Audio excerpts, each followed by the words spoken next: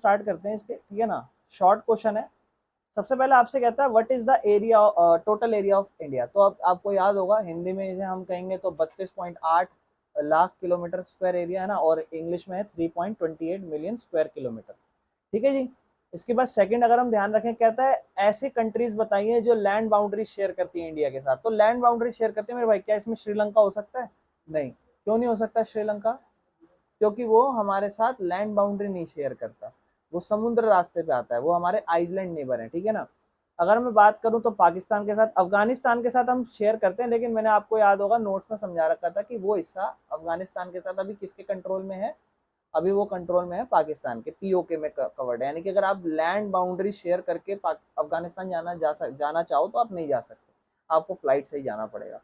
China, Nepal, Bhutan, Bangladesh और Myanmar, ठीक है ना। बांग्लादेश और म्यांमार हमारे नॉर्थ ईस्ट की साइड पे है, ठीक है ना। बाकी कहता है land latitudinal extent and longitudinal extent बताइए। तो लैटिट्यूडनल एक्सटेंट ये आप देखो ऑलरेडी थ्योरी में पढ़ चुके हो, और लैटिट्यूडनल लॉन्गिट्यूडनल आपका ये है, ये जरूर है, इंपॉर्टेंट है, याद करना जी, बहुत इंपॉर्टेंट है। खामखा आपका चैप्टर खराब हो जाएगा, इसको साइड बाय साइड कवर करते चलना। कहता है स्टैंडर्ड मेरिडियन 82.30 ईस्ट पे है, जो कि आपका कहाँ से होके जाता है, ये बताओगे कौन से आपके इंडिया कौन सी जगह से होके जाता है? मिर्जापुर से। और यही आपका स्टैंडर्ड टाइम कहलाता है पूरे देश का, यानी कि इसका जो टाइम कहलाता है वही पूरे देश में हम एक्सेप्ट करते हैं। याद है ना, हमने पढ़ रखा था पूरा मैप, अगर आप इंडिया का देखोगे। आपको बोलता है which water body surround India. तो इंडिया के आसपास कौन सी वाटर बॉडी? तो तीन है। यहाँ अगर आप इंडिया का मैप देखोगे ऐसे, तो इंडिया के इस साइड पे बंगाल की खाड़ी है, इस साइड पे अरब सागर है, और नीचे इंडियन ओशन है, ठीक है। आपको बोलता है दो इम्प्लीकेशन बताइए इंडिया का लॉन्गिट्यूडनल एक्सटेंट के बारे में, दो इम्प्लीकेशन क्या क्या है। लॉन्गिट्यूडनल की बात कर रहा है, लॉन्गिट्यूडनल मतलब ये तो आपका लैटिट्यूड होता है, ये आपका लॉन्गिट्यूड होता है यहाँ से यहाँ, यानी कि अरुणाचल प्रदेश से गुजरात जो आपका पूरा है, दैट इज लॉन्गिट्यूडनल एक्सटेंट। और इसमें आप दो इम्प्लीकेशन, मतलब इसका क्या फर्क पड़ता है, तो इससे प्रॉब्लम ये आती है कि ईस्ट से वेस्ट में हमारे इंडिया में 2 घंटे का फर्क पड़ जाता है, ये इसका एक रीजन है। और दूसरा कि क्योंकि इसमें 2 घंटे का फर्क पड़ता है, तो 2 घंटे के फर्क की वजह से अब अरुणाचल प्रदेश में, जैसे मान लो अभी अभी इस टाइम पर हम लोग अभी जो टाइम फॉलो कर रहे हैं, मान लो इस टाइम पर 5:43 हो रहे हैं, ठीक है। तो 5:43 है, तो ये इंडिया का स्टैंडर्ड टाइम है। दिल्ली में इस टाइम पर अगर आप एग्जैक्ट टाइम देखोगे तो ये नहीं हो रहा होगा, इस टाइम पर दिल्ली में थोड़ा कम टाइम होगा। और अगर आप अरुणाचल प्रदेश जाओगे तो इस टाइम पर वहां पर आप यही सेम टाइम, टाइम अभी भी यही हो रहा होगा। देखो वैसे तो हम पूरा टाइम सेम फॉलो करते हैं पूरे इंडिया में, लेकिन आप 5:43 में इस टाइम पे अरुणाचल प्रदेश में हो सकता है अंधेरा महसूस करने वाले हो सकता है वहां पे अब रात होने वाली हो। और वहीं आप गुजरात पे जाओगे तो वहां की साइड, आप गुजरात की साइड देखोगे तो वहां ऐसा लगेगा कि अभी 4 बज रहे हैं, क्योंकि 2 घंटे का फर्क है। और इंडिया के दिल्ली आप थोड़ा बीच की साइड पर, तो उसके हिसाब से आपको 1-1 घंटे का फर्क दोनों में नजर आ सकता है, ठीक है। लेकिन अगर आप प्रॉपर अरुणाचल प्रदेश और दूर दूर बैठ के वीडियो कॉल करोगे, जैसे मान लो कोई आपका रिश्तेदार हो, आप उससे वीडियो कॉल करोगे, तो आप क्या महसूस करोगे? 2 घंटे के फर्क आपको नजर आएगा। और वो 2 घंटे का फर्क आपको क्या दिखाएगा कि एक जगह बहुत ज्यादा अंधेरा होने वाला होगा और एक जगह अभी धीरे धीरे रात होने वाली होगी। वहीं उल्टा सुबह के टाइम देखोगे, सुबह जल्दी उजाला हो गया होगा। और वहाँ पे मैं आपको ज्यादा दूर का तो नहीं, पर मैं आपको जैसे मेरा एक दोस्त है वो उड़ीसा में रहता है, तो वहाँ और हमारे में आप फर्क देखोगे ना, ध्यान सुनना, तो उसमें से पता है कितना है, करीबन आप देखोगे ऐसा हुआ था कि शाम को मान लो 6 बज रहे हैं, और 6 बजे यहाँ पर अभी अंधेरा नहीं है, यहाँ होने वाला है, और वहां पे रात हो चुकी थी। इंडिया की बात कर रहा हूँ, अब ज्यादा भी नहीं। ये तो मैं फिर भी उड़ीसा, आपको समुद्र की तरफ जा रहा हूँ, बिल्कुल नॉर्थ ईस्ट पे नहीं जा रहा हूँ अरुणाचल प्रदेश में। अगर आप इंडिया में आप देखोगे तो उतने में ही आपको ज्यादा फर्क आएगा। आप सब छोड़ो, अभी मैं आपको दिखाता हूँ। देखो हम एक काम करते हैं, आप मुझे बताना, मैं आपको दिखाता हूँ। मैं अरुणाचल प्रदेश चलता हूँ, चलोगे मेरे साथ? अरुणाचल प्रदेश में अगर मैं वहाँ के कोई इलाके में जाऊँ, तो मैं वहाँ की चलो कुछ बात करता हूँ। तो वहाँ पे इस टाइम पे 8 डिग्री टेम्परेचर चल रहा है, 8 डिग्री, ठीक है। और वहाँ का मैं सनसेट देखता हूँ, सनसेट कितने बजे होगा। वहाँ सनसेट का टाइम है 5:42। देखो मैं बोल रहा था ना कि अंधेरा हो गया होगा, वहाँ अंधेरा हो गया होगा इस टाइम पे, वहाँ अच्छा खासा अंधेरा हो गया होगा। और वहाँ का सनराइज है 4:24। सनराइज है, सनराइज और सनसेट का टाइम है। अब एक काम करते हैं, अब मैं चलता हूँ, आओ कहाँ चलेंगे अब हम? दिल्ली नहीं, गुजरात। हम गुजरात के किसी किनारे पर चलते हैं और यहाँ पर देखते हैं। तो अगर मैं गुजरात के किसी किनारे पे आऊँ तो वहाँ इस टाइम पर 31 डिग्री टेम्परेचर चल रहा है। टेम्परेचर का कितना डिफरेंस देखो, चलो ठीक है टेम्परेचर तो समझ आता है। अब सनराइज और सनसेट देखते हैं। वहां सनराइज 6:21 पर होता है, 4:24 और 6:21, लगभग 2 घंटे का फर्क। और सनसेट सनसेट की अगर बात करूं 7:24, यहाँ यहाँ कितना 5:43 था, 7:24, लगभग 1.5 घंटे के आसपास फर्क। तो आप सोचो, और दोनों टाइम सेम शेयर कर रहे हैं, टाइम बिल्कुल सेम है। वहां पर इस टाइम पर अंधेरा हो गया है, लेकिन गुजरात में अंधेरा कब होगा, 7:24, तब अंधेरा होगा। हम लोग उसके बीच में आते हैं, हम लोग थोड़ा उसका झेल लेते हैं, थोड़ा उसका झेल लेते हैं। तो इसीलिए इंडिया के बिल्कुल बीच में, बिल्कुल बीच में आप देखोगे प्राइम मेरिड जो स्टैंडर्ड टाइम बना रखा है, वो है हमारा मिर्जापुर के हिसाब से, जो कि कितने डिग्री पे है वो बताया। तो ये इसका एक क्वेश्चन था। आगे चलते हैं। Name the union territories in India. India की यूनियन टेरिटरीज, कितनी यूनियन टेरिटरीज है, कितनी यूटीज है मेरे भाई, 8 है। पहले 7 थी, लेकिन 2 और जुड़ गई थी, तो उस हिसाब से 9 होनी चाहिए थी, लेकिन जो 2 जुड़ी हुई, जो 2 अलग अलग थी, उनको जोड़ दिया आपस में। देखो जैसे पहला दिल्ली हो गया, चंडीगढ़ हो गया, लक्षद्वीप हो गया, पुडुचेरी हो गया, अंडमान और निकोबार हो गया, और ऐसे ही बाकी के और 8 हैं। ये तो कितने हो गए, देखो 1 2 3 4 5 हो गए। 5 के बाद मेरे भाइयों आप लिख सकते हो अगला क्या कहते हैं, जम्मू कश्मीर और लद्दाख, 7 हो गया। और लास्ट में आप लिखोगे दादर एंड नगर हवेली और दमन एंड दीव, ये दोनों एक साथ मर्ज हो गए, पहले अलग अलग थे बट एक साथ मर्ज हो गए। बाप आके आगे कहता है आपको कि ये जो ट्रॉपिक ऑफ कैंसर है, कर्क रेखा, ये कर्क रेखा भारत के लिए क्यों इंपॉर्टेंट है, क्योंकि भारत को 2 बराबर हिस्सों में बांटते हैं, एक नॉर्थ इंडिया और एक साउथ इंडिया, इसी से हम दोनों 2 हिस्सों में बांट देते हैं। और सही में साउथ इंडिया में बहुत, एक्चुअल में आप इंडिया में ही जाओगे ना, इंडिया में देखो अभी तो आप नॉर्थ में हो, हद आप यहाँ से बिहार चले जाते होगे, आधे से लोग बिहार से हैं, कुछ लोग यूपी के हैं, और कुछ लोग अगर घूमने जाते हैं तो नॉर्थ में और चले जाते हैं हम लोग घूमने, जैसे हिमाचल चले गए, शिमला, ये सब जगह चले गए, वैष्णो देवी चले गए। पर आप देखो, हद से कोई मध्य प्रदेश गया होगा, पर आप एक्चुअल में कोई प्रॉपरली साउथ गया है, केरला या कर्नाटका या अरुणाचल, तो देखो आप कहीं मत जाना, अमेरिका, लंदन, यूरोप, ये सब बहुत दूर की चीजें हैं, पहले अपना इंडिया घूम लो, बहुत खूबसूरत आपको एक्सपीरियंस, और सबसे बढ़िया ना आपको एक नई चीज का एक्साइटमेंट रहेगा कि यार यहाँ इतनी सर्दी हो रही है, वहां गए एकदम से गर्मी लगने लग गई, ये यहाँ सनसेट जल्दी हो रहा है, क्योंकि इंडिया ही बड़ा है ना, बहुत सारी जगह है घूमने के लिए। साउथ एक अलग ही एक्सपीरियंस है, अगर आप घूमने जाओगे तो ऐसा नहीं है कि चीजें नहीं है, बहुत सारी चीजें हैं इंडिया में। तो आप एक्चुअल में डिफरेंस देखते हो, कुछ कुछ साउथ इंडिया के ऐसे इलाके होते हैं जहां पर नॉर्थ में हम बहुत गर्मी महसूस करते हैं, वो साउथ में गर्मियां नहीं पड़ती। समुद्र के इलाके में जाओ, वहां एक्सट्रीम गर्मी नहीं पड़ेगी, मतलब पड़ेगी ऐसी बात नहीं है, वहां ह्यूमिडिटी पड़ती है, जो आपको चिपचिपा नमी वाला मौसम होता है ना, जो इरिटेट कर देता है बारिश के टाइम पे। लेकिन वहां ऐसी गर्मी नहीं पड़ेगी जो बिल्कुल आप दिल्ली में महसूस कर रहे हो एक टाइम को, बिल्कुल ही गर्म। दिल्ली में तो देखो एक रीजन है कि क्यों आप गर्मी महसूस करते हो, इंडस्ट्री की वजह से चारों तरफ ढका हुआ है, डेंसिटी जहां ज्यादा होगी, लोग ज्यादा जहां रहेंगे, फिर वहां तो अपने आप ही लगेगा आपको। तो ये 2 पार्ट्स में बांट देता है। आगे चलते हैं। 2 आइसलैंड बताओ इंडिया के, groups of India where they are located. तो एक लक्षद्वीप है और एक हमारा अंडमान एंड निकोबार है। अंडमान निकोबार बंगाल की खाड़ी में, और लक्षद्वीप जो है अरेबियन सी।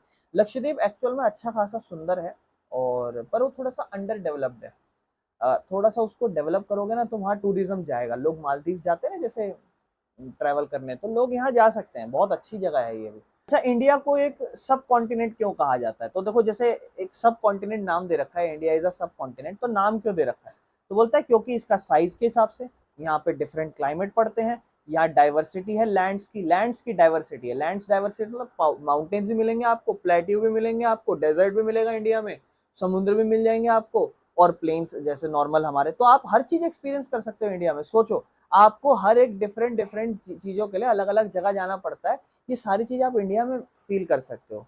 हाँ, वो बात अलग है कि एक पर्टिकुलर जगह का ही एक्सपीरियंस लेना है, that is a different thing, ठीक है। और डिस्टिंक्ट आइडेंटिटी है इसकी अपनी अलग, ठीक है। आगे चलते हैं। 2 ज्योग्राफिकल एडवांटेज बताइए इंडिया की लोकेशन के। तो देखो इंडिया सेंट्रल लोकेशन में पड़ता है, ईस्ट और वेस्ट के बीच में, ये हमारा अगर इस तरफ हमारा ईस्ट है, इस तरफ हमारा वेस्ट है, तो सेंट्रल पड़ता है। तो ट्रेड रूट जितने भी एयर रूट पड़ेंगे या लैंड रूट से जितने भी सारे, पुराने जमाने में सिल्क रूट पड़ता था, वो सब इंडिया से होता हुआ जाता था, तो एक इंपॉर्टेंट जगह पड़ती है। और यहाँ पर लंबी कोस्ट लाइन है जो इंटरनेशनल ट्रेड को प्रमोट करती है। कोस्ट लाइन का मतलब समझते हो, समुद्री जो लाइन है, जैसे आप देखते हो इंडिया का कितना हिस्सा आधे से ज्यादा, कितना था इंडिया का समुद्र में, सिर्फ जो इंडिया की बाउंड्री से कनेक्टेड था, कितना किलोमीटर है।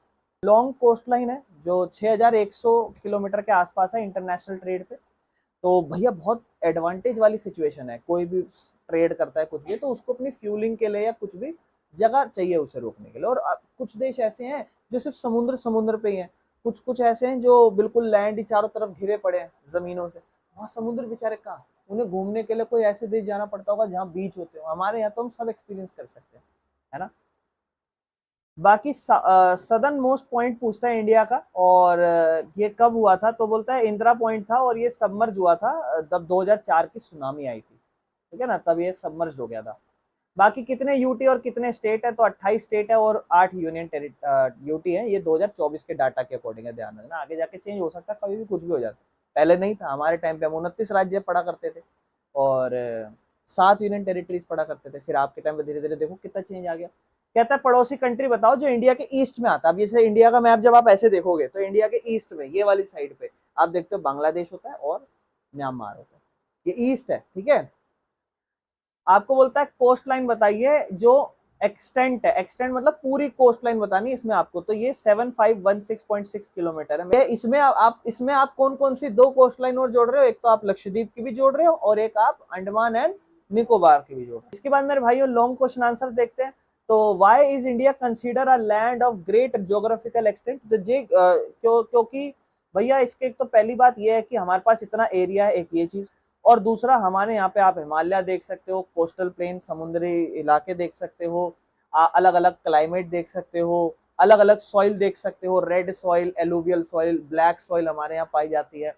कल्चरल वेरिएशन देख सकते हो, कल्चर में भी आप चेंज देखते हो, हर अलग अलग लोग अलग अलग कल्चर अडेप्ट करते हैं, और इसीलिए हमारे यहाँ पे ज्योग्राफिकली ये बहुत ही एक्सटेंसिव चीज हो जाती है। इसीलिए जो इंडिया है इसे एक land of great geographical extent कहा जाता है, क्योंकि यहाँ बहुत सारी चीजें हैं एक ही लैंड पे।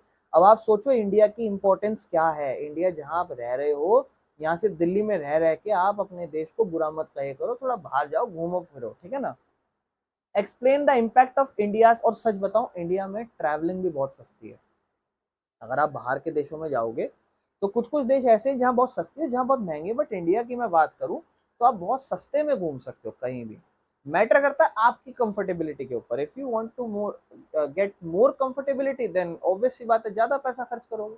लेकिन अगर आपको एक बेसिक सा कम पैसा भी है, और आप जैसे बहुत से लोग होते हैं जैसे 12वीं पास करते हैं, कहता है मुझे इंडिया घूमना है पूरा, है ना, एक मुझे पूरा भारत दर्शन करने। देखो करने वाले लोग करते हैं, और आपके मन में भी एक इच्छा होनी चाहिए, भले आप लड़का हो या लड़की कुछ भी, आपके मन में होना चाहिए कि एटलीस्ट आपके पास 28 राज्य हैं, आप 28 में से 20 प्लस राज्य तो घूम कर आओ। आप में से कौन कौन, आगे चलते हैं। इम्पैक्ट बताइए इंडिया का जो साइज है और जो लोकेशन है उससे क्लाइमेट और रिसोर्स पे क्या इम्पैक्ट पड़ता है। तो देखो कहता है क्योंकि इंडिया के लोकेशन और साइज के हिसाब से इंडिया में आप अलग अलग क्लाइमेट देखते हो, ठीक है ना। हम जनरली ये देखते हैं ट्रॉपिकल टू सब ट्रॉपिकल रीजन आ जाते हैं हमारे इंडिया में। यानी कि आप सिंपल समझो कि हम ये लिख सकते हो कि इंडिया के अंदर हम डिफरेंट डिफरेंट क्लाइमेट्स महसूस करते हैं। नॉर्थ पे देखेंगे अच्छी खासी सर्दी, जैसे मैंने अभी आपको दिखाया अरुणाचल प्रदेश में, सोचो उस जगह पे भी 8 डिग्री चल रहा है, और वहीं पे हम नीचे आए तो वहाँ पे अभी कितना डिग्री, 31 डिग्री। आज तो वो 31 इसलिए चल रहा हो, शायद हो सकता है वहाँ भी बारिश वारिश आई, वरना तो 38 39 तो जा ही रहा है दिल्ली में भी, है ना। तो और रिच बायोडाइवर्सिटी है यहाँ पर, ठीक है, पेड़ पौधे जीव जंतु अच्छे खासे हैं यहाँ पर, और यहाँ पर नेचुरल रिसोर्स भी अच्छा खासा है, जैसे नदियाँ, जंगल, मिनरल्स, खाद बहुत सारे पाए जाते हैं। तो ये अपने अपने कुछ कारण हैं जिससे हमारा अच्छा क्लाइमेट और अच्छा रिसोर्स हमारे पास है। लोकेशन बताइए इंडिया की with reference to world map. तो वर्ल्ड मैप के हिसाब से अगर हम बताएंगे तो वर्ल्ड मैप के हिसाब से आप देखोगे ये पूरा आपका अर्थ है। इस अर्थ में मैं आपके नजर से बताता हूँ, इस अर्थ पे आप देखोगे ये आपका नॉर्थ होगा, ये आपका साउथ होगा, इस तरफ आप वेस्ट देख रहे होगे और इस तरफ आप ईस्ट देख रहे होगे, है ना। आप देखोगे इंडिया आपका नॉर्थ और ईस्ट इस रीजन में आता है। अगर आप इंडिया पूरा अर्थ को ऐसे 4 हिस्सों में बांटोगे, 4 टुकड़ों में, तो इस हिस्से में आता है आपका ऊपर वाला नॉर्थ ईस्ट में। तो हमारा नॉर्थ और ईस्टर्न हेमिस्फेयर में आता है, और किस किस में, एक तो हमारा ईस्ट और अफ्रीका के बीच में आता है, ईस्ट एशिया और अफ्रीका के बीच में, क्योंकि हम एशिया में नीचे रहते हैं तो इस तरफ देखेंगे ईस्ट एशिया है और इस तरफ देखेंगे अफ्रीका, उसके बीच में आते हैं हम। बाकी हमारा बॉर्डर पाकिस्तान, बिखारिस्तान, चाइना, नेपाल, भूटान, बांग्लादेश, म्यांमार और श्रीलंका के साथ लगता है। बाकी आगे चलेंगे। Why is the Indian ocean named after India. तो इंडियन ओशन का इंडिया पे नेम क्यों दिया, बाकी तो किसी का नहीं है, तो बोलता है ये एक स्ट्रेटेजिक पोजीशन है इंडिया की ओशियन पे, बिल्कुल हेड पे आते हैं हम उसके, बिल्कुल जैसे जो भी ओशियन है उसके बिल्कुल हेड पर हम लोग आते हैं। और लंबी कोस्ट लाइन हमारी उसके साथ जाती, कितनी लंबी है देखो, है ना कितनी, 6100 किलोमीटर। और हिस्टोरिकल इन्फ्लुएंस भी हमारा बहुत ज्यादा रहा है ट्रेड के हिसाब से, तो इसीलिए उस पर नाम हमारा पड़ा है, क्योंकि लोग जब भी ट्रेड करने जाते थे तो वो इंडियन ओशन नाम देने लगे कि हम, हाँ यार इस रास्ते में इंडियन ओशन पड़ता है, क्योंकि इंडियंस लोग ऊपर रहते हैं, इंडिया इंडियन ओशन, इस तरीके से नाम दे दिया। स्ट्रेटेजिक इंपॉर्टेंस बताओ इंडिया की लोकेशन की एट द हेड ऑफ, देखो यही क्वेश्चन आ रहे हैं ज्यादातर, strategic location, strategic location, strategic importance बताओ इंडिया की जो लोकेशन की है वो हेड ऑफ इंडिया। हाँ तो देखो वही सेम चीज कि जो हमारा इंडियन ओशन है उसके ऊपर हमारे पास एक स्ट्रेटेजिक लोकेशन क्यों है, तो स्ट्रेटेजिक लोकेशन क्यों है, क्योंकि देखो हम अच्छा खासा सी रूट को कंट्रोल करते हैं। अगर आप ध्यान से देखोगे, मैं थोड़ा सा आपको दिखाता हूँ, ये तो आप देखो ये जो आप क्वेश्चन पढ़ रहे हो उसमें देखो ना, अगर आप देखोगे ये मिडल ईस्ट है, यहाँ से जो भी ट्रेड रूट आता है वो हमारे इंडियन ओशन से होता हुआ जाता है, और आगे ईस्ट में जाएगा तो वो हमारे इंडिया से होते हुए जाता है, इसलिए बहुत इंपॉर्टेंट जगह पड़ जाती है ये, ठीक है ना, क्लियर है। आगे चलते हैं इस पे, कहता है और मिडल ईस्ट और अफ्रीका और ईस्ट एशिया इन सबको कनेक्ट करता है, और इनकी ट्रेड और नेवल पावर को, जो भी नेवी है जो भी आती जाती है समुद्री रास्ते से, उनसे हमारे जहाज फ्यूलिंग के लिए रुक जाते हैं, अगर यहाँ नहीं आ रहे तो आगे जा रहे हैं, तो बहुत अच्छी लोकेशन है। इसीलिए चाइना इसको टेक ओवर करना चाहता है, वो चाहता है कि यहाँ के आसपास मेरा जैसे, क्योंकि अब वो अब मान लो उसके साथ इंडिया के अच्छे रिलेशन ना हो तो उसके जहाज या कुछ भी यहाँ पे आके नहीं रुकेंगे, तो क्या वो एक इंडिया के आसपास एक ऐसी जगह कंट्रोल करना चाहता है जहां पर वो अपने फ्यूलिंग कर सके और अपने जहाजों को रोक सके और वो स्पाई कर सके, इंडिया पे देख नजर रख सके कि हाँ क्या चल रहा है क्या नहीं चल रहा है ना, बहुत सारी टेक्नोलॉजीज होती है। तो श्रीलंका में एक जगह है और वो जगह को लीज पे दे रखा है, तो वहाँ चाइना जो चाहे वो, तो चाइना गरीब देशों के साथ यही करता है, सारे गरीब देशों को पकड़ता है और उनको लोन देता है, उन्हें पता है लोन तो चुका नहीं पाएंगे, फिर वो डेब्ट ट्रैप में फंस जाते हैं, फिर वो फिर दोबारा लोन मांगते हैं अपना पुराना कर्जा चुकाने का। और चाइना, देखो चाइना बहुत डेवलप हो चुका, बहुत आगे बढ़ चुका है। और इंडिया में अभी भी आप देखो, शाम को जाके न्यूज देखोगे तो पहलगाम में ये हुआ, पहलगाम, कोई बुराई नहीं है, पॉइंट है कि न्यूज वाले ना फालतू दिखाते हैं, पहलगाम में एक मुस्लिम ने ये कर दिया, एक मुस्लिम ने वो कर दिया, हिंदू मुस्लिम लड़ाते रहेंगे और पूरा दिन यही चलता रहेगा उनका। देखो मेजरली यही होता है, वो देश को आगे नहीं बढ़ा सकते, ठीक है ना, उनको पता है हमारी तो रोटी सब्जी बनी रही है, जो गरीब है मरता रहे गरीब, और क्या दिक्कत है। How does India maintain unity in diversity despite it, बहुत बकवास बकवास क्वेश्चन है, दोबारा पढ़ते हैं। How does India maintain unity in diversity despite its vast geographical variation, तो देखो इंडिया में एक आप प्रॉब्लम देखते हो कि इंडिया में बहुत ज्यादा डाइवर्सिटी है, डाइवर्सिटी एरिया के हिसाब से देख लो, कुछ पहाड़ी इलाके हैं, कुछ समुद्री, कुछ डेजर्ट है, और अलग अलग डिफरेंट इलाके हैं, तो उस वजह से आप डाइवर्सिटी देखते हो। लेकिन फिर भी एकता कैसे बनी हुई है इंडिया में, तो एकता ऐसे बनी हुई है कि जैसे हमारा एक तो संविधान है, वो हम सबको एक करके रखता है, दूसरा हमारा जो डेमोक्रेसी है, लोकतंत्र, वहाँ लोगों का शासन चलता है, और उसके साथ साथ त्योहार हैं हमारे, या ट्रेडिशन जो है हम मेंटेन करते हैं, हमारी लैंग्वेज, रिलीजन और कल्चर, ऐसा नहीं है कि हम एक ही लैंग्वेज को प्रमोट करते हो और सबको हम इक्वली रिस्पेक्ट करते हैं, एक ही रिलीजन को ऐसा नहीं है कि कोई प्रमोट करा जा रहा हो, तो वो सारी बातें बताइए। Next question, discuss the role of India's central location between east and west Asia, तो ये वही चीज है कि ईस्ट एशिया और वेस्ट एशिया में इंडिया जो है इंपॉर्टेंट स्ट्रेटेजिक लोकेशन लेके बैठा है, जो उस लोकेशन में क्या करता है, एक इंपॉर्टेंट रोल प्ले करता है व्यापार के लिए, ठीक है ना, ट्रेड के लिए या कल्चरल एंड पॉलिटिकल रिलेशंस के बीच में। बाकी कैसे लैटिट्यूडनल और लॉन्गिट्यूडनल अफेक्ट करता है टाइम को और इंडिया के क्लाइमेट को, तो हमने वो ऑलरेडी पढ़ रखा है, 2 घंटे का फर्क होता है, टेम्परेचर में भी चेंज है, अभी अभी मैंने आपको दिखाया 8 डिग्री 31 डिग्री। आगे चलते हैं, इंपॉर्टेंस बताइए इंडिया की लैंड बाउंड्री और कोस्टल बाउंड्रीज की, तो देखो लैंड बाउंड्रीज और कोस्टल बाउंड्रीज की इंपॉर्टेंस ये है कि एक तो इंटरनेशनल ट्रेड इंपॉर्टेंट हो जाता है, अगर आप इंटरनेशनल ट्रेड करना चाहते हो तो ईजी है, बाउंड्री से आप कर सकते हो, या फिशिंग हो गई या टूरिज्म हो गया, ये सब चीज़ों पे हम ध्यान देते रहते हैं। बाकी एक शॉर्ट नोट बताइए इंडिया की नेबरिंग कंट्रीज का और कैसे रिलेशन है, तो हमारे जनरली नेपाल, भूटान और बांग्लादेश के साथ जनरली बेसिक से रिलेशन है, आप देखते हो अभी भी एक ट्रेन चलती है जो इंडिया से बांग्लादेश जाती है, बांग्लादेश से इंडिया आती है। बाकी बॉर्डर इश्यूज हमारे चाइना और बिहारिस्तान के साथ चलते हैं। क्लियर है मेरे भाई, बस इसमें इतना ही है और कुछ नहीं है। तो ये कुछ क्वेश्चन आंसर मेरे को आपके साथ डिस्कस करने थे, इनको अच्छे से पढ़ लेना, ज़्यादातर शॉर्ट वाले ज़्यादा अच्छे क्वेश्चन है, तो उनको अच्छे से कर लेना, ठीक है।